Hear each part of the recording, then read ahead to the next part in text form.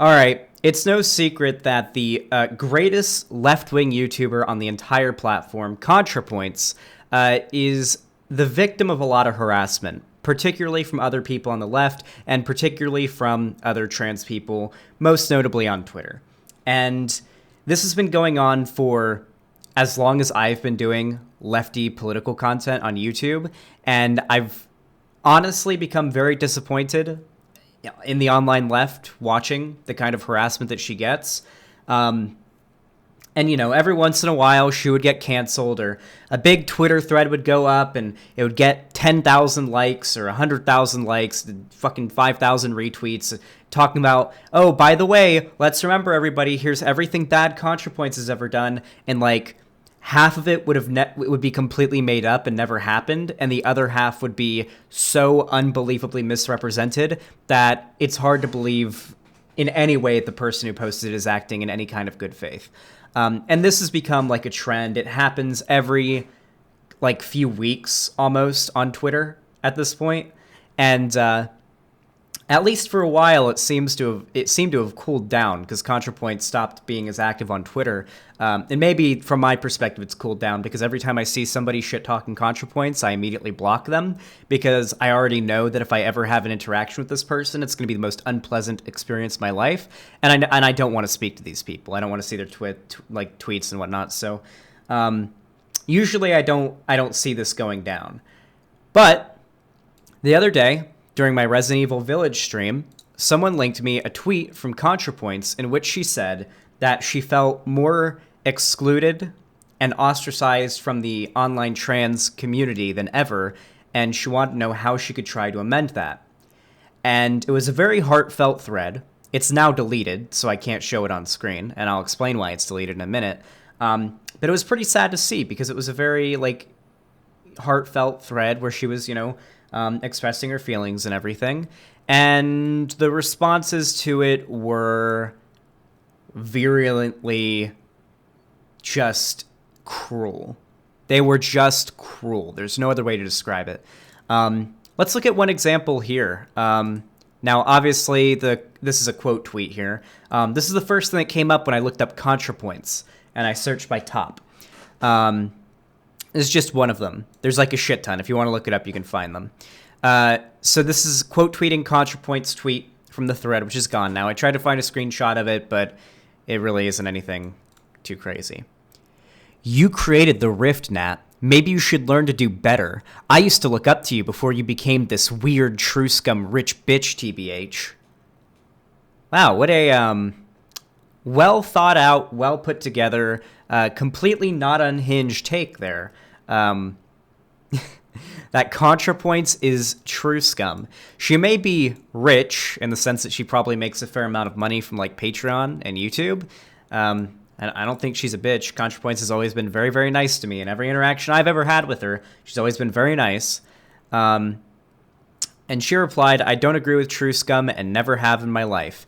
IDK, Nat, with some of the stuff you said, you just give off the vibe that you have this very binary, one-track-minded idea on most trans issues. At least that's how you come off. Sorry, not sorry.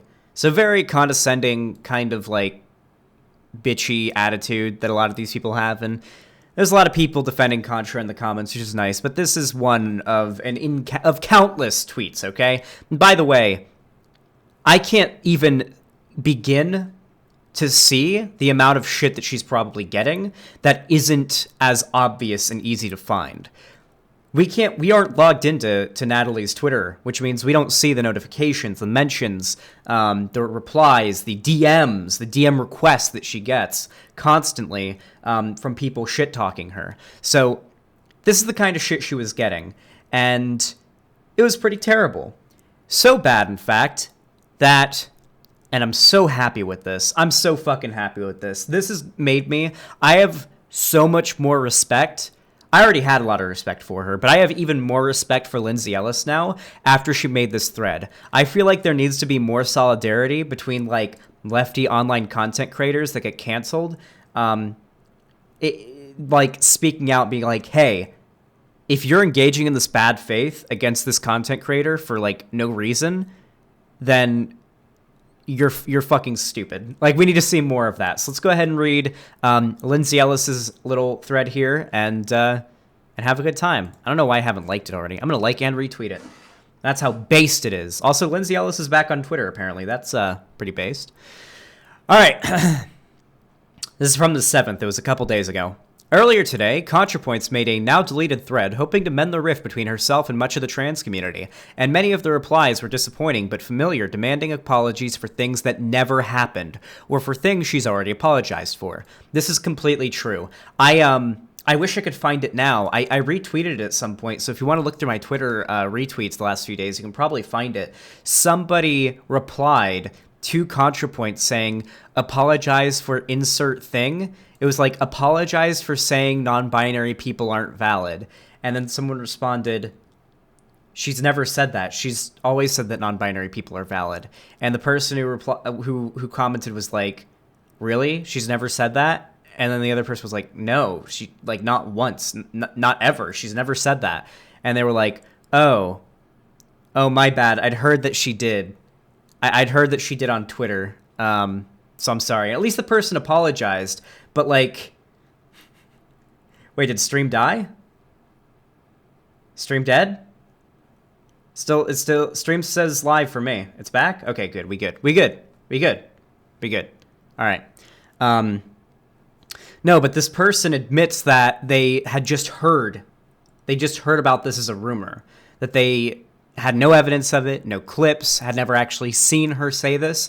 They just heard, people saying it over and over and over and over again, like a game of telephone. You guys know about telephone, right? The game? For those of you guys who don't know, the game of telephone is basically when you get a bunch of people and you sit in a circle and you tell someone, or you have like the leader, one person comes up with a sentence. It's usually like a 6 to 10 word long sentence, and the goal is to tell the person next to you the sentence, and that person has to tell the person next to them the sentence until you go fully around the circle and the final person says this, like, out loud, the sentence the person to their next to them told them, and then see if it's the same sentence as what started before, because people have a tendency to reiterate things and to add their own little twist to a word or to a sentence or to an idea as time goes on.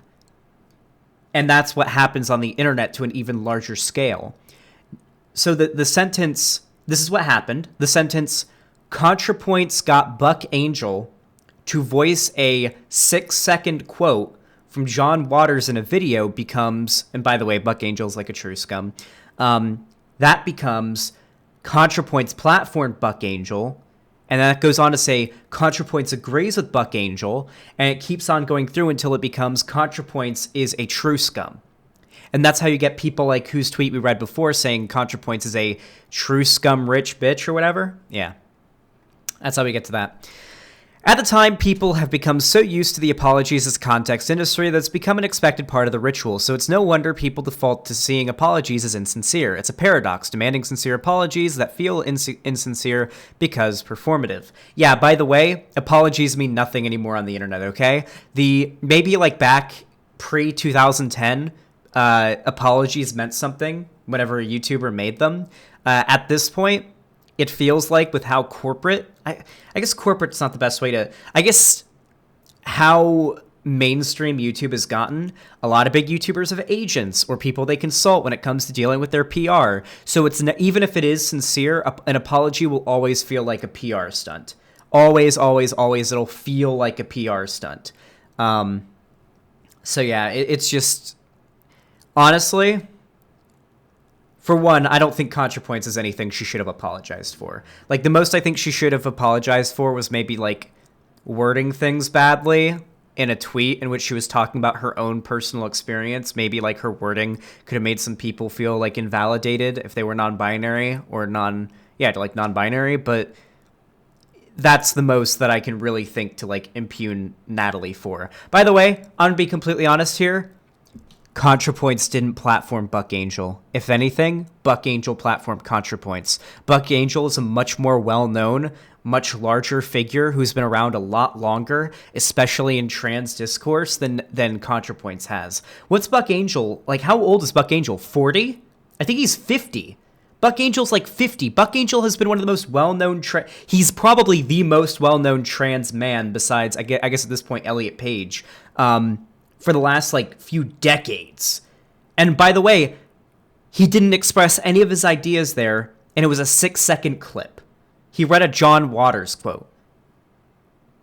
Because I guess Buck Angel kind of sounds like John Waters. I don't know what John Waters sounds like. I've never met the guy, but apparently Buck Angel sounds like John Waters. But yeah, no, if anything, ContraPoints was getting platformed by Buck Angel. So, yeah. So many of these you can't admit wrongdoing tweets at Natalie are projection because people can't admit where they were mistaken or overreacted or missed when thing they are mad about was addressed, so they move goalposts or call the apology inadequate or demand something new.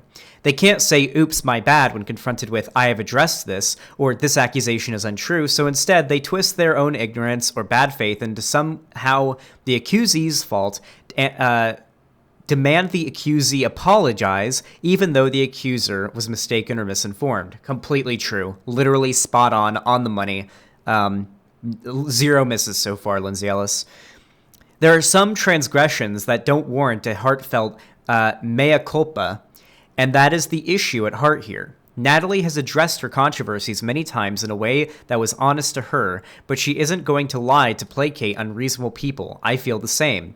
I made a 140-minute video, same length as Natalie's, because that was the amount of time I felt I needed to address the topic with as much nuance as I was willing to give it. Putting it into a few tweets would be just dishonest, and I feel dishonesty is what a lot of people want. We both used YouTube for apologies we felt were warranted because that's our biggest platform. Part of why I wanted to include the entire list was because there was some stuff I felt bad about for years and want to address, but people still accuse us both of never apologizing.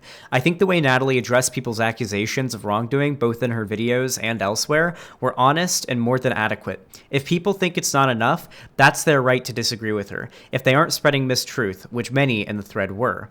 But if her sentiment of, I want to mend the rift between myself and others in the trans community is met with false accusations and demands for insincere apologies and moved goalposts as the only path forward, then we are back to where we started, and that is disheartening. I'm going to give some advice to Lindsay and Natalie right now, should they see this. I don't think Lindsay Ellis will see it, but maybe ContraPoints will see it. There's 3 types of people canceling you guys. This is more directed at ContraPoints. So there are very young people who probably mean well, but are extremely, extremely radical and not very pragmatic with their behavior because they're still young and immature, and they've gotten into a community on Twitter that they feel like they're a part of, and they want to gain social status there, so they feel as though exercising a very performative wokeness kind of helps them gain a reputation, and in many cases it works. I mean, look at some of the most notorious ContraPoints haters out there. Look at the most notorious Vosh haters out there. Look at the most notorious me haters out there. A lot of them have almost fucking built their multi-thousand follower Twitter accounts on just constantly shit-talking left-wing YouTubers, and they're left-wing themselves. I get more hate from the left than I do from the right on any given day. So there's these people. There are Nazis pretending to be lefties on Twitter that are just using, pretending to be lefties in order to attack ContraPoints. That's happening. And then finally, there's 3. There are people that are insanely jealous of ContraPoints and just feel like they want to be cruel to her, but they want to do it in a way. Oh, and of course the CIA. But no, I'm just kidding. But yeah, there's a lot of people out there that are extremely jealous of ContraPoints and they're abusive pieces of shit, but they know they can't just be abusive pieces of shit to Contra unless they try to mask it as wokeness. And the same thing happened to Lindsay Ellis. The same exact thing. This is basically what happens every time a lefty content creator gets canceled for some dumb, non-issue reason. I really do feel as though I really do feel as though the touch grass meme applies very well to the type of people that cancel ContraPoints and Lindsay Ellis. As I've gotten older and I've like experienced more of the world, granted, I haven't experienced as much of the world as I would like, especially because, you know, quarantine and whatnot. But as I've met more people, especially older people, like people that aren't like in their late teens, early 20s, I've realized that normal people don't engage, or just normal people are much more mature and laid back and chill than the type of people you see on Twitter. I feel as though the type of people you see writing up a thread about how ContraPoints is transphobic on Twitter, these people either have to be 17-year-olds or adults who have extremely poor social skills and are probably very terminally online, because if they go out in public, nobody wants to talk to them. I know that this isn't like the hottest take in the world, but I'm really sincere here. I'm not trying to dunk on these people. I really genuinely feel this way. I feel like a lot of them are so immature that if they went out into like public in the real world and tried to talk to people, they would lose their minds. The second they realize that to most people in the real world, the R slur is a common thing said among buddies and friends in most social spaces, that like it's not like Twitter where you'll get like dogpiled socially if you say that, I feel like they would lose their mind. I feel like they would probably like have a mental breakdown if they saw most jokes that the average person makes. Like, I don't know. This feels like the more real world interaction I have. I constantly see people saying things that like if they were anywhere near prominent on Twitter, they would be getting dogpiled for it. And it's only on Twitter that these people get that people get attacked for this, like on any substantial level. So yeah. Also, of course, jealousy is a motivating emotion. That one tweet we read before is obviously a very good example of that. Like, rich bitch there. Yeah, there's pretty clearly some jealousy there. ContraPoints is extremely successful. Lindsay Ellis is extremely successful. And they're all extremely jealous. Social media is unhealthy, but it's especially bad for kids and teens. Yeah, I really do feel like I really wish that I had a button that I could press and it would literally destroy the phone. Like literally, your phone and computer would just explode of any Twitter user under the age of 21. Do you have any idea how much more fun Twitter would be if like there were no people under the age of 21 on Twitter? Can you imagine that? Just imagine how much more pleasant Twitter would be if no one under the age of 21 was allowed on Twitter. Don't get me wrong, there are plenty of fine people that are under 21 that are on Twitter, but holy shit, just imagine. All that would be left are like the very socially inept, like immature adults that engage in this kind of behavior. And those people can be pretty easily laughed off. Yeah, like people like Lily Orchard, who I believe is like 28 or like 30 or something. I'm pretty sure Lily Orchard is like 30 and yet still engages in this extremely childish, juvenile behavior that any 14-year-old Twitter wokey would do. Yeah. Yeah. Wait, how old is Lily Orchard? I'm actually curious. Yeah, Lily Orchard hates ContraPoints. 26. Okay, maybe not as old as I thought. For some reason, I thought Lily Orchard was in her 30s. Yeah, apparently she's 26. Still too damn old to be behaving the way that she is, okay? Listen, if you're 26 years old and you're less mature than I am, and I'm not all that mature, okay? Like, I've got... I could literally... It would take me 2 minutes to take all of this to the sink, and I haven't done it yet, okay? Like, I'm not all that mature, okay? My girlfriend makes me tendies and nuggies, okay? I could definitely be more mature, all right? But I'm 21, and Lily Orchard acts like a 16-year-old on Tumblr in 2015, okay?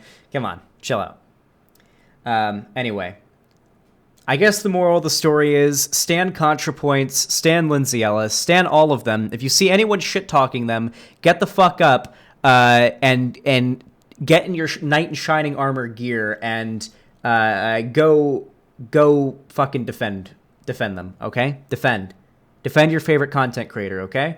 It is up to the audience. One person can't do everything to dispel misinformation being spread about a content creator. So if you see someone lying about ContraPoints or lying about Lindsay Ellis, and you have any type of Twitter platform, even 100 followers will do, quote tweet it or reply and say, that's a fucking lie.